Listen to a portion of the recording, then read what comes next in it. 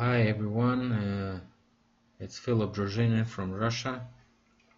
Today we're gonna talk about more evidence of that the world that we know was taken by us in 18th, 17th, 19th century, and before that another civilization was actually in charge, and it had giant people in it, and they were defending the civilization, and they had like a parallel race to the human race that we have today. And those pictures are from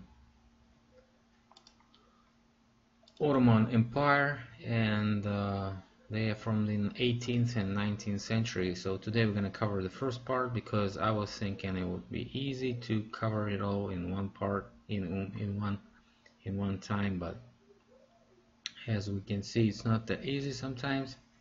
So let's see.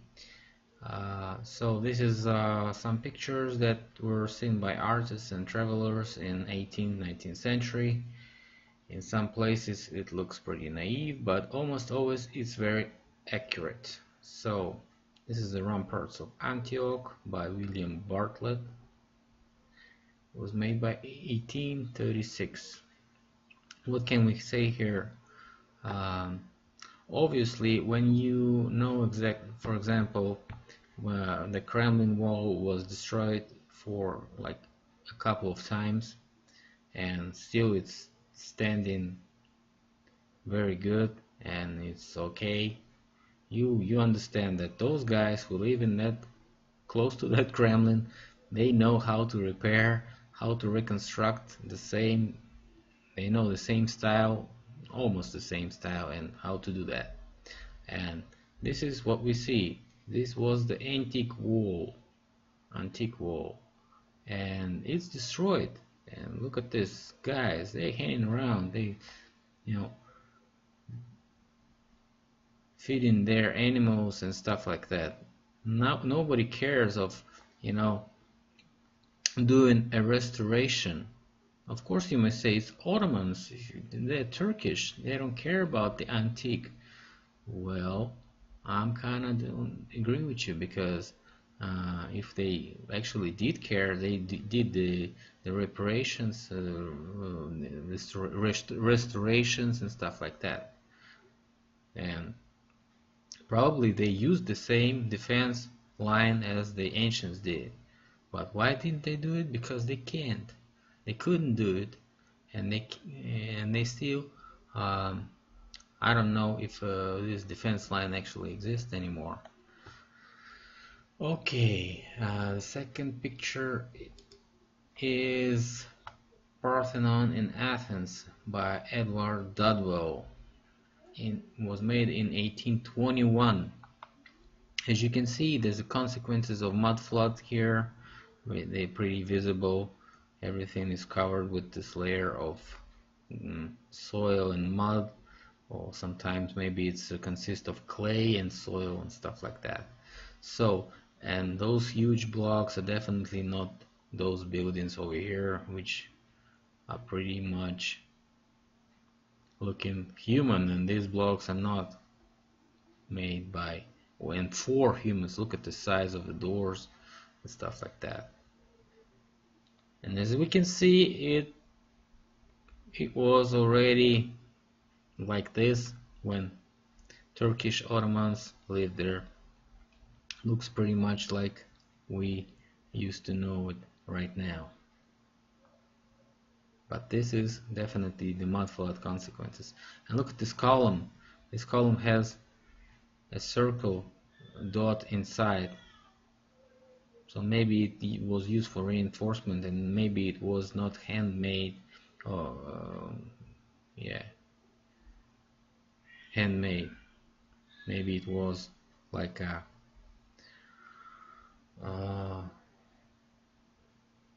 concrete form special for columns. As we can see, these columns consist of different parts, little parts, and they were built like this. They are not like we see the columns we see in St. Petersburg, and definitely less advanced than that. So, another Erechtheion in Athens Acropolis by Edward Dudwell in 1821. Still, we have a door here. Who would have made the door if this was not actually designed like that? But this is not a door. This is the consequences of mudflat, and this door is shut with this mud. And look at this level here. It's almost, you know, a wave of mud which stopped here, and nobody cares, you know.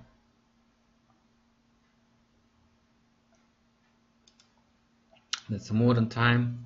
As we can see, 4 to 5 feet was excavated. That's the level, actual level. See this person here. So we get back here.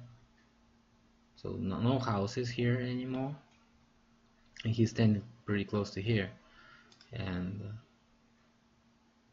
as you can see, it's pretty tall. So how many soil was excavated from here? How many mud was excavated? No one knows. And I bet these stones are not from here. I bet these stones were just, you know, collected and put in some form to attract tourists and stuff like that. And of course, if you say that picture, what is that picture? What are we looking at that picture? That picture sucks and stuff like that. No, this picture is actually at the original site here. Here's the photo of the original site with it. You can find it in Google. Look at this guy.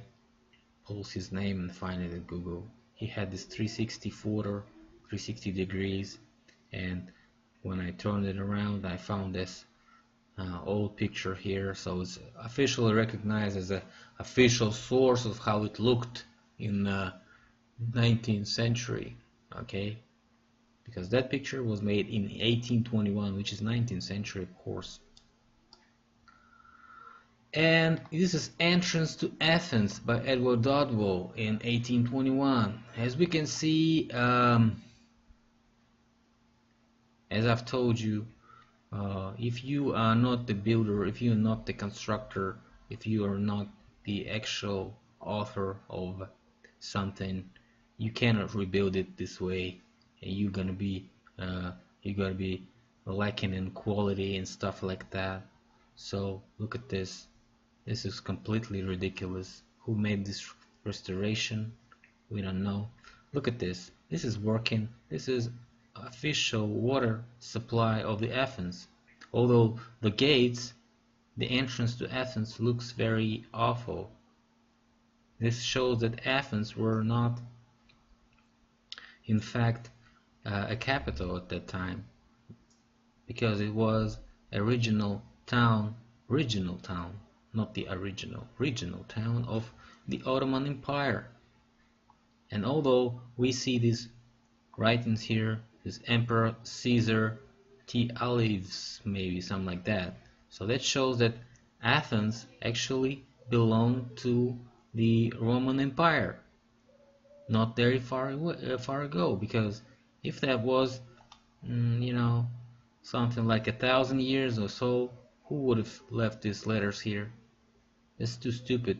If you cannot repair the gates, you cannot probably, you know, repair those letters too and leave them as they were.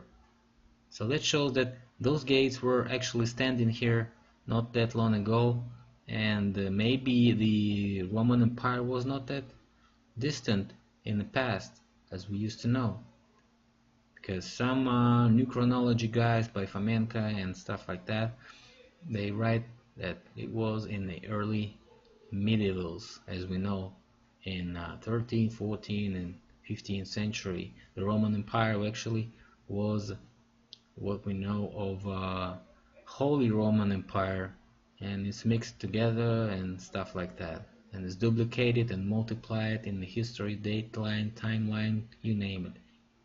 So, complete fraud. This picture shows that the history of Roman Empire is complete fraud.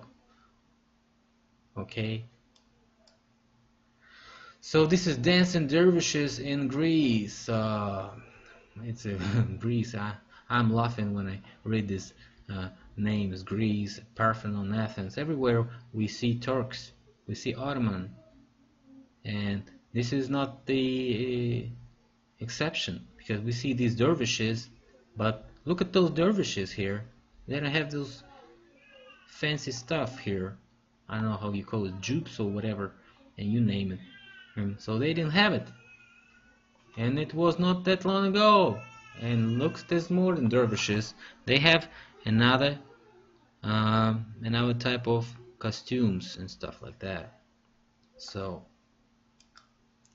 and there's another dervish party by Dodville, and as we see, no one with this kind of dress is here. They like, crawling and stuff like that, and sitting on their butts, and no one is dancing like that. And this is when he made this picture. I bet he knew what he was doing, because look at those blocks. He painted exactly what they looked like. These megalithic blocks here. Okay, you look at this. It's concrete blocks.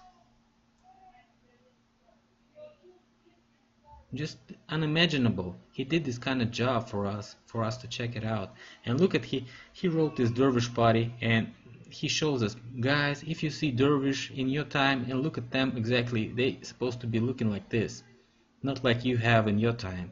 And when we look at this, we say, wow, man, this is dervish, not exactly looking like, not looking like that, not that historical dervish. So this is a fancy tourist dervish party, and this doesn't have nothing to do with the actual history of dervish movement or dervish stuff like that.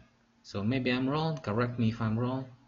I'm not exactly a dervish historian and stuff like that, but as we can see, that guy did a very good job painting. He painted even every bit a crack here and stuff like that. All those shoes, he did paint them,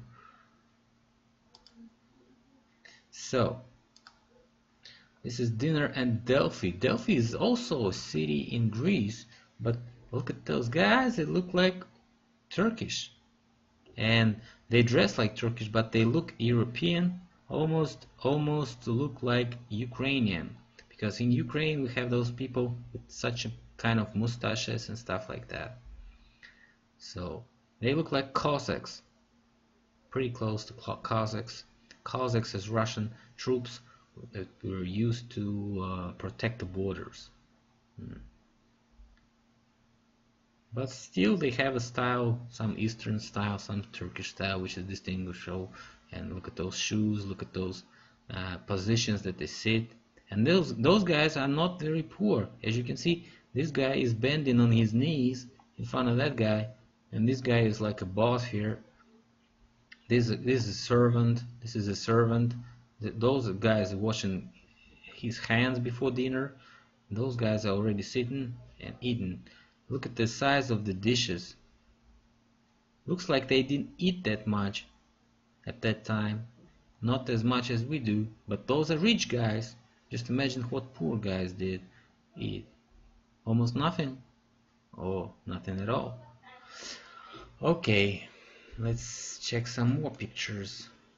And this is a view as a market in Athens by Edward Dodwell in 1821. This picture was written. Again, we see Russian looking Cossack style and Turkish, maybe some Turks here, and those warriors definitely look like Cossacks and Yanachars, and this one looks pretty African here.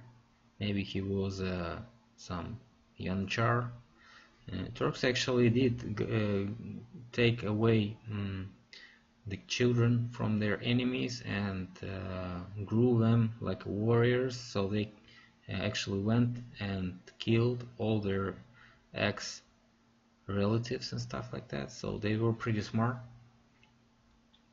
Okay, and this is the view, general view on the Acropolis. As we see, it's covered with all this mud and soil. As we see this grass here, all this detailized picture, pretty detailized.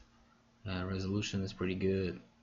And this is the modern view. As you can see, no soil here, just completely stones. They uncovered the soil for what? I don't know, but still it looks pretty much the same. The same wall, same Acropolis as we've seen in the first picture.